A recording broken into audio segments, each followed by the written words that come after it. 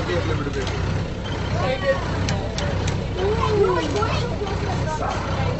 ಅದಂಗೆ ನೀವು ಇದು ವಿಡಿಯೋ ಇತ್ತು ಫೋಟೋ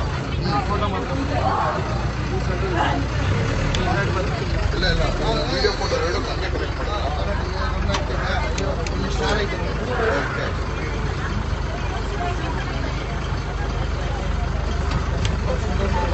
ಅದೇ ಬೈ ನೀವು ಅವಾಗಿಂದ ಹೊಡಿತಾ ಇದ್ದೀವಿ.